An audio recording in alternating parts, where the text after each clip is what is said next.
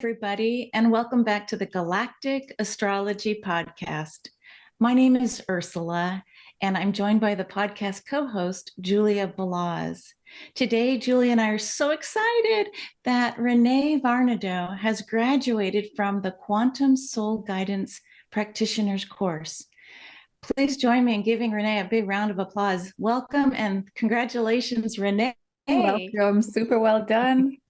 Such an auspicious time too with this Libra equinox lady, this idea of the balancing of the light and dark, with Venus guiding us in Libra.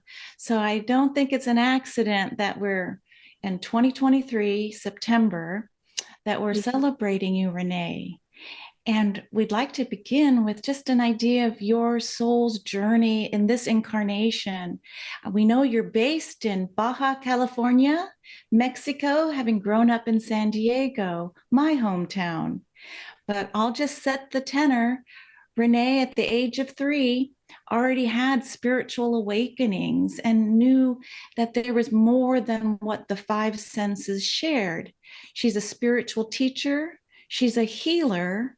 She's an intuitive and embodied astrologer, plus so much more, including Reiki. And today we celebrate you adding Galactic Astrology for Quantum Soul Guidance. Congratulations. Thank you so much, Ursula. It's so wonderful to be with you in this energy of 3. I just realized I have 3 spirals from Ireland on my necklace, from the New Grange out there, the really ancient, I'm always interested in human evolution and the real ancient stone monuments that you can see there. And here we are, the 3 of us. I love it. Beautiful. Thank you. I love that. Thank you for bringing that in. My journey was, yes, at 3, I was going to church with my dad and seeing angels around some of the people in the church and, just wondering. And one of the memories that really opened up that this is something bigger, something part of my destiny, that this whole quantum soul guidance thing, feels huge, but I started an awareness of it when I was a young child. I grew up in a theater family, and my mom was doing a play at a playhouse called Alpha Omega. After I started learning astrology, I recognized that because I have beginning and ending degrees in my charts, that Alpha Omega moment was really, really important for me. And I remember seeing her for the first time at like age 2, 3 in a play. And it was really disturbing to me to see my mom showing this completely different personality and going through this really intense, traumatic, emotional experience on the stage. And I started crying, and my dad took me outside and was holding me up. As I was crying, I looked up and I saw the stars, and I asked my dad, which ones are the angel stars, Dad? And so it was just like this knowing that we're more than just here on the earth, that we come from the stars, that we come from the divine within each one of us, and it took me a long, long time to integrate that knowing. My mom used to tell that story about how I cried because she died on stage and I thought she was dead, and that's why I was crying, and she had to come out and show me that she was still alive, and so that was the story. And I didn't remember the rest of the story until I was looking for a story to connect to this. That Alpha Omega Playhouse, I did plays there. I taught acting classes there. I directed there.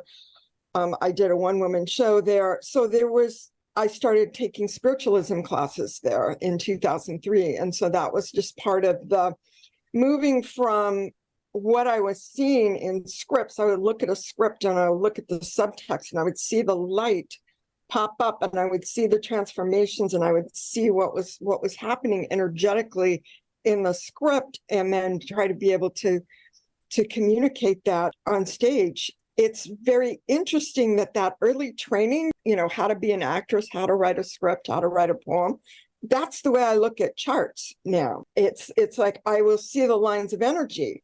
I will look at the chart. I will like see the whole picture. Like I'll always look at the picture on the wheel of the chart, and I'll just see the patterns, and I'll see the energies, and my attention will just be drawn to the important holistic parts of the chart, and then I'll unpack the pieces. And I found out that I can do a lot of preparation, hours and hours of preparations before I do a reading, but it really so much more comes out when I'm one-on-one with the person that I'm working with. But so I'm kind of like skipping around a lot. I'm not really staying in my childhood. I think I just really started coming into remembering who I really am and the truth of me when I started reading tarot cards in 1985. One of the people I did a reading for this Galactic Astrology certification, we did life readings over months, and he was reading me and then I was reading him, and we were always talking about how we did this, and I would smuggle tarot cards into his house because he lived in a very conservative household. So I'm coming in with these cards, and we're sitting there, and he's got this, we had 33 cards out, and he was reading them all. When I looked at his chart and I compared it to my chart, oh my gosh, because he had the star Fomalhaut, which is Archangel Gabriel's star, conjunct his sun. And so he was giving me this whole reading, and as he was reading me, he was activating in my chart. I had the opposite Archangel Gabriel's star Fomalhaut. I had the opposite in Mars at the other side of the chart. And it wasn't until I actually said, okay, I'm going to just do this, jump in and start reading people, that I really saw how interconnected that I was, not only with him, but my other friends and my husband. And finding in my life, I was using cards a lot, connecting with angels, doing a lot of card readings with angels, card readings with people, and they would ask me for more. So I had to learn how to tune in to the angels and be able to tell one from the other, because it used to just be this sense. And I wanted more specific information. As I'm reading these angel cards, I have a friend over. We just moved to Mexico. I just got a certification in 3 different energy healing modalities, and I had just turned in my certification for the last bunch. And we were just sitting out looking at the ocean, and I just realized that, oh my gosh, I am what Ursula just said that we are a minute ago before we started, a vessel for the archangels. That was amazing. And the minute I said that to my friend, I just looked at her and I'm like, oh my gosh, I remember this. And it was just like my heart just opened up. And it just like this huge download and a huge opening that took me like a long time. This clearing that happened and this realization that happened. And I used to always think that I was a failure because I wasn't doing this, that, or the other thing that I thought I was supposed to be doing. I just realized that every single thing that I was doing because I was guided to do it. So I was exploring acting, I was exploring writing, playwriting, all different kinds of things, teaching. I taught poetry and drama for 13 years in public schools in California. So all of these things were just helping me to be able to really see, to be able to really connect with the energy that is within each one of us, that is the truth of who we are. And it took me a long time to unpack the moment of that experience. And I got interested in astrology right after I created my own card deck based on, that was the first thing that I thought, okay, this is what I'm going to do. Right after that opening, I'm going to create a card deck, and I'm going to have all of my moments of revelation in the card deck. And then I created a soul portal map because I was like, okay, there's no map. I'm on my own. This is my journey now. It's how do I do this? And I started to understand the creative process, and I had 7 different points. And I started to realize that all of these periods of depression or addiction that I was suffering under because of my really strong Neptune were actually me not understanding how to use the phase of potentiality, which is just before the new moon. So I used that soul portal map for a while to help me through until I discovered astrology. And I was just like guided to jump into this really, this program of collective of astrologers, and learned all kinds of different astrology techniques. My husband would just be like, oh my gosh, I'm spending 3 hours a day for 3 years learning astrology, all these different techniques, all this different stuff. But it was just, I finally got my first professional astrologer was looking at transits, and I'm like, okay, I've got a transit for you. And I remember the date of this opening. And then I said, oh, well, I had another opening back when I was 18. So let me write those, since she'll take 2 dates, let me write those down. So when I got in my reading with her, she said, those transits are the same transit. And I'm, what? What do you mean they're the same transit? And it's like, yeah, Uranus was transiting your Neptune both, you had a Uranus transiting Neptune. And I'm like, oh my gosh. So the first time was a conjunction, and the second time was an opposition. But it was just like, because Uranus moves real slow. But that was a big, huge aha for me. And I really wanted to start offering people how to read the moments of spiritual awakening, like those moments within where everything changed. And so, and in my certification packet, I wrote about one of those for one of my friends. And it was just to be able to cast light on something that can be so profound is amazing. But it wasn't until I saw Julia, and Julia got brought into this group of astrologers I was studying with, that I just went, oh my gosh. Because I was feeling this sense that I could travel to the stars, because I was doing this on a shamanic journey. And then eventually, it took me a long time, but I could open up the star constellation. So the first one I did was the square in the Pleiades. I'm like, okay, so this is a real thing then. It's something that you can really do. You can really step into and get information from the stars and the constellations and the patterns. The fact that she did enough research to match what somebody was perceiving on a soul level with actual points in their chart, in their astrology, was amazing to me, because it was just proof that what you were seeing on a soul level, that it's so hard to communicate to other people, has a basis in fact. You've got Jupiter on this point, you've got the sun on so there's just, I had to jump in immediately. And of course I skipped down and looked at how I cheated and went ahead and said, okay, so what is my chart? Let me see, let me figure this out. Okay, let's get down to the brass tacks here. And when I first saw my chart, I was just like, wow, okay, I've got all 4 archangels in here, either in conjunction or opposition.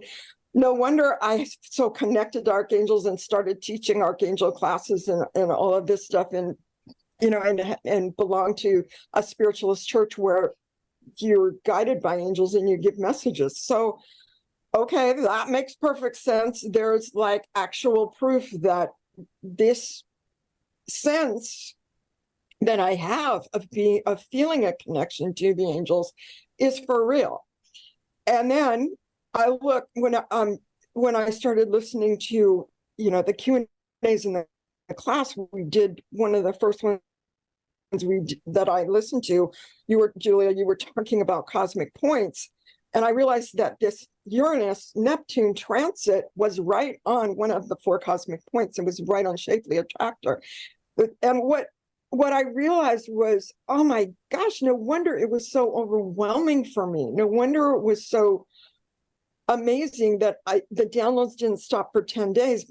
I was friggin' on Shapely. And then as I looked more, I realized that on that day, the sun was right on Arcturus. As I looked in astrology more, I realized that my Venus star point, which is like pre-birth, was right on the star Arcturus. So I'm finding all of these things, plus the nodes were horizontal in my chart while this vertical axis was happening. And I was just having this circle of spirit, cross of matter thing happening. You know, my husband thought I was going crazy, but after a while, he just let me write it out. You know, he trusted that something was going on that needed to, you know, complete and work through.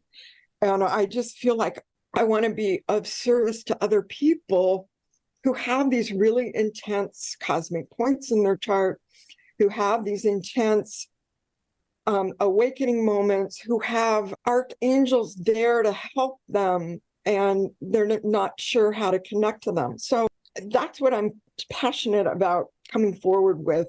Yeah. I'm sure I'm going to do this thing. Wow, Renee, that is an exquisite story and journey. And if you don't mind, I would love to share a visual with everybody.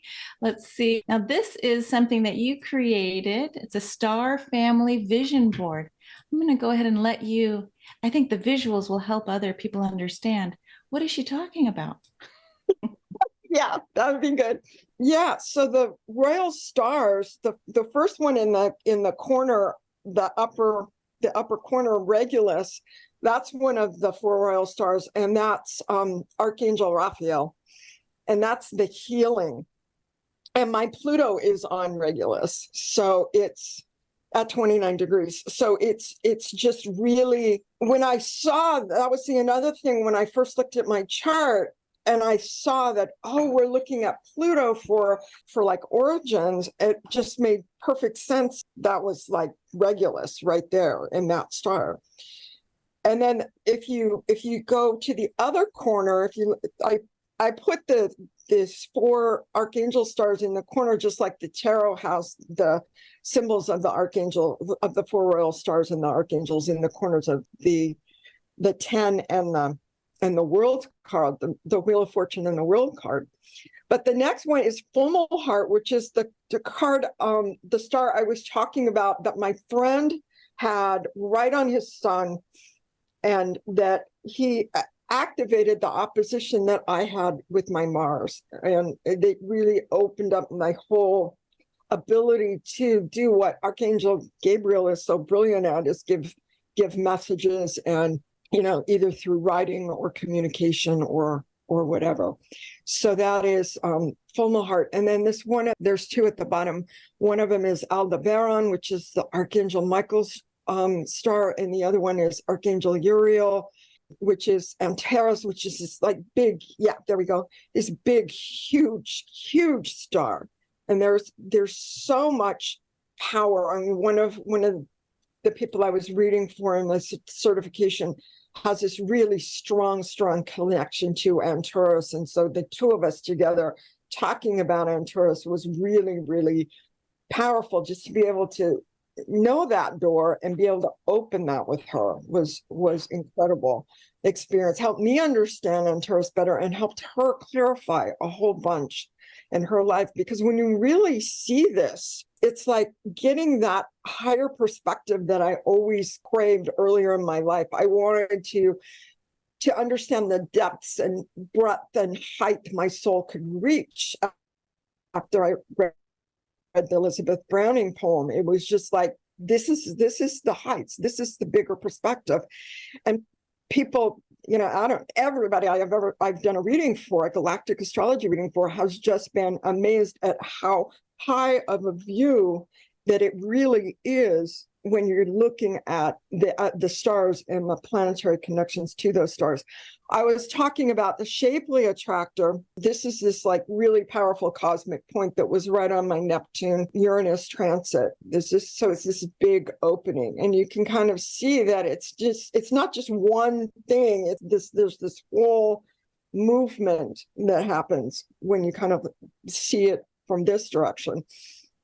And then my Jupiter is on the supergalactic center. So every time I have a transit, there's also an expansion comes with it. And it took me a long time to be able to deal with the embodiment of that expansion. So that was something I had to learn to do, is after expansion coming into a contraction and not going into an addiction with the contraction, not reaching for the glass of wine or the cupcake, not going into a depression over the expansion, but be able to healthily embody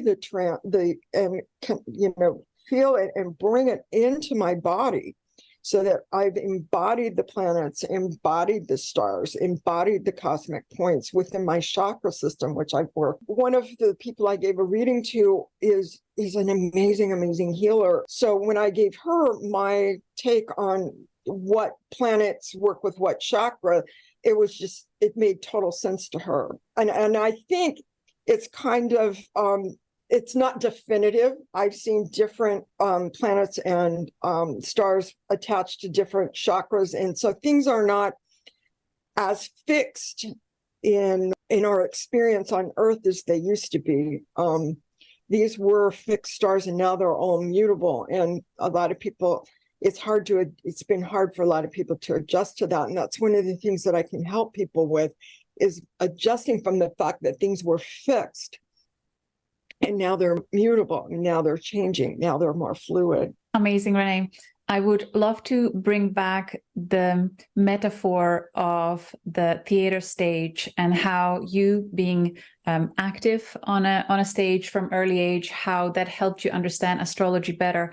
I think for any newbies to astrology, it's such a nice metaphor to use, where we apply sun as the lead actor in our life's story, the planets as the supporting role actors, then the zodiac signs that the planets take on. It's like the clothes that they use for different scenes. And then the 12 houses of the astrological wheel act as different stages where things are happening.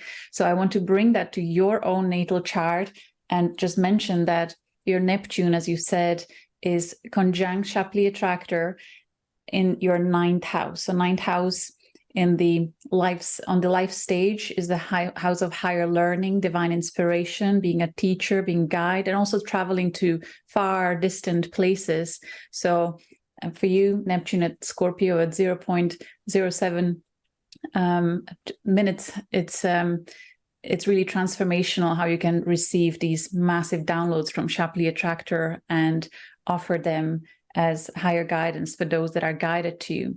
You also have planetary stellium, I think 4 or 5 powerful planets in your 7th house, which on the theater stage is the house of our friendships, people that are activating us into on our evolutionary journey. And it was interesting that your Mars opposing Fomalhaut is in the 7th house. So the Fomalhaut comes to you through the opposition with people that are embodying Fomalhaut frequency, that have conjunct Fomalhaut. So it's just, again, validating the same story that we see over and over, especially when we have stars sitting on the 7th house. Through any aspects, they will come to us through others who hold the frequency of that star, and it's quite activating for us. And your Jupiter, as you mentioned, in early Libra, is sitting in the 8th house, conjunct supergalactic center, as just at only 11 minutes. So I feel with that powerful stellium, not just in your 7th house, house of relationships, but also 8th house, house of deep transformation, also connected strongly to astrologers, people who study esoterics, all the mystical, deeper life truths. You know, you're passionate about all that. Jupiter is really expanding your awareness of the powerful transformation that can come to us as we expand our consciousness. So for you, I feel, and then as well, Saturn on your 10th house with conjunction to Antares, Archangel Uriel, I think you have just such a powerful house of key celestial bodies that are making you a perfect candidate for being a quantum soul guidance practitioner and supporting people in really extraordinary ways. And I love the niche that is developing here through your unique experience, helping people understand their most profound transformational and spiritual experiences. I love it. I'm so high right now. Thank you, Renee. Thank you. Thank you for bringing in that metaphor of the stage and looking at my chart. That's really helpful to me, Julia. Thank you. That crystallizes something for me, being here with both of you. So newsflash, we don't need to suffer anymore, people. I just want to be available. And it's kind of interesting the way people will have an experience and they'll go, okay, who can I call? Who would understand this that I know? And people out of the blue will call me up and saying, oh, can we talk? And then they'll tell me about their spiritual realization that they just had. So I feel blessed, really blessed that I have moved through so much to be able to be where I am, because I wasn't always this joyful. And life can be joyful as we move through, just knowing how to work with the energies ourselves. Thank you both for your support and your guidance. And I'm just really grateful that I found you, Julia. I was trying to do readings for people in mediumship classes and spiritualism. I was doing this reading on this one person and I could see him coming from the stars. And before I met you, I was just like, that would be incredible if I actually knew more about the stars and knew more about the constellations, knew more about, why was I seeing this person coming in from the side? And then the other picture that my guides were showing me was him talking to his family about the stars. And it just, so being guided to you, Julia, it just makes me see that there was already seeds planted in my life and in my experience that just kind of showed me this direction that certainly didn't exist when I was 2 years old, and I'm just so grateful for all of the concrete work that you did, and hours spent making connections between how all of these points were working in the chart. And so I'm just ever grateful that this job that didn't even exist before is just something that I could see seeds planted for it in my life. So thank you. Thank you for that recognition. And I appreciate knowing how much validation and clarity can come through applying galactic astrology to our lives.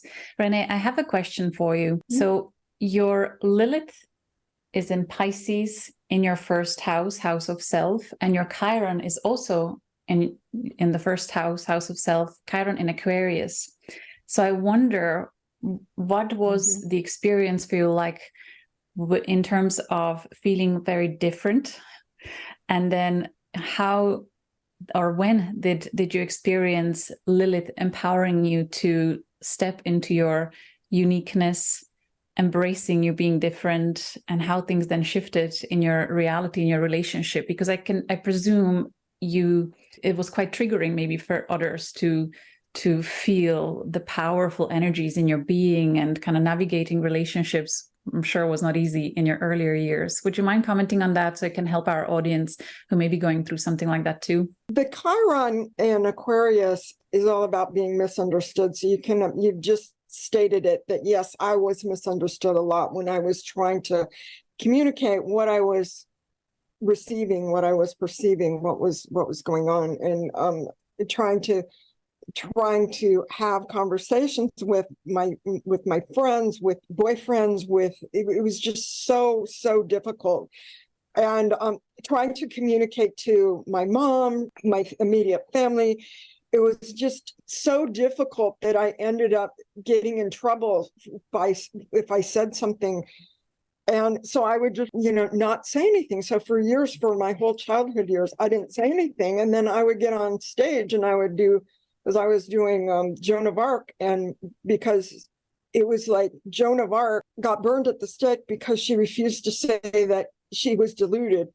She knew that she was listening to her angels and speaking with the fire of the Archangels, and that's why she won the battles in France, between France and England. And so I would be this shy person that would be invisible over in the corner. Nobody who knew was in the room, not saying anything, and then go on stage and then be this, light your fires, and just be this presence that is saying, I can. So at 12, I basically stepped into that energy of, I do not care if I get burned at the stake. I am going to speak my truth. And of course, that worked while I was on stage. So I could be having anxiety attacks, be in a depression, in my everyday life, go on stage and just be dynamic. It took actually 3 certifications in energy healing to actually be able to heal my chakras and to heal my energy and to create within this body enough capacity to bring through information in a way that would make sense to other people. And especially if I have something to look at, like a chart, and I'm seeing something and can point to it, it sounds much more real to the person that I'm talking to. So, but I didn't have anything to point to. I didn't have, back in those days, I didn't have any frame to take people through. And it was like when the pandemic hit, a lot of people needed hope, and I just sensed that the coronavirus was helping us with our soul evolution on the planet.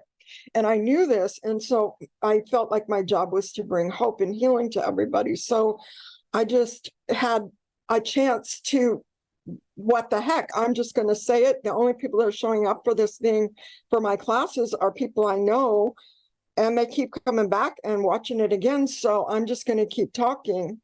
And it was the series of me talking through 6 decades of not saying anything. That took about 2 years.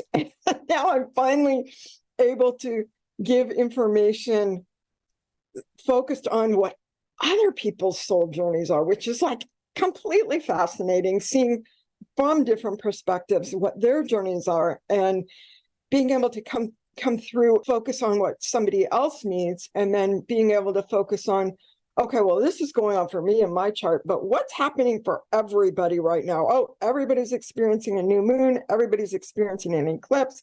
Everybody's experiencing this. So, this is a perfect time to talk about this really deep subject as we go into eclipse season, or this is a really good time to talk about balance as we just went into the equinox. So I've been able to step into the divine timing of the current transits to be able to communicate some of the things that I feel and sense.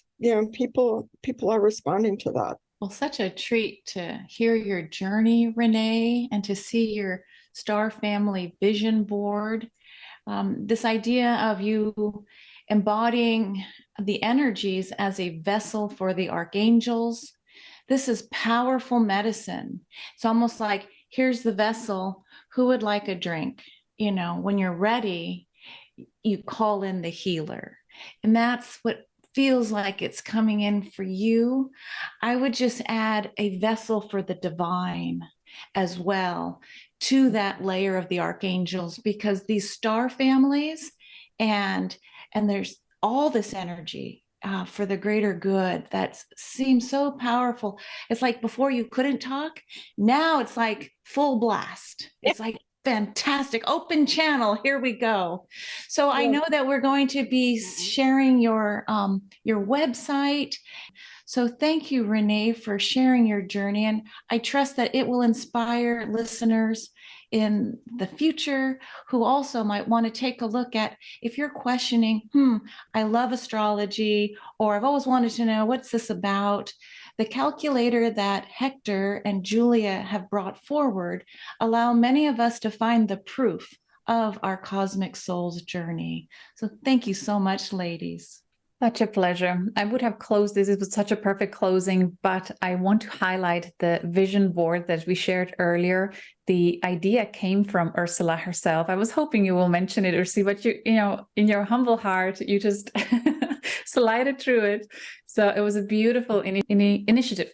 So it was a beautiful initiative coming from Ursula for our class, where you suggested, why don't we bring more visual expression to what we see in our galactic astrology chart. So I encourage our viewers to look at their natal chart, see what stars are aligned if you use our galacticastrochart.com calculator for free, and especially the conjunct alignment, or any stars really that are maybe mostly present in your chart, whichever stars you feel most drawn to, find their picture online, put them together in a collage, whatever program you want to use for that. And then it's just a nice way to connect deeper with your multi-galactic star family. Would you like to add anything to that tip, Ursula? I just would echo what Renee said. When you actually, if you're visually inclined, especially when you actually see the image, it speaks to you. It's almost like this reverberation. Oh, yeah, I have a conjunction with the 4 archangels from Regulus, Fomalhaut, Antares, and Aldebaran. And so when you're new to this language, having that visual, just the galactic image, and Renee, you found some great pictures, and then feel free to add more. It's really your star family reunion. It's time. It's 2023. They're knocking, they're waiting for the invitation to play. I love it. I love you all. Thank you so much for watching. We'll see you again soon. Well done, Renee. Congratulations. Bye for now.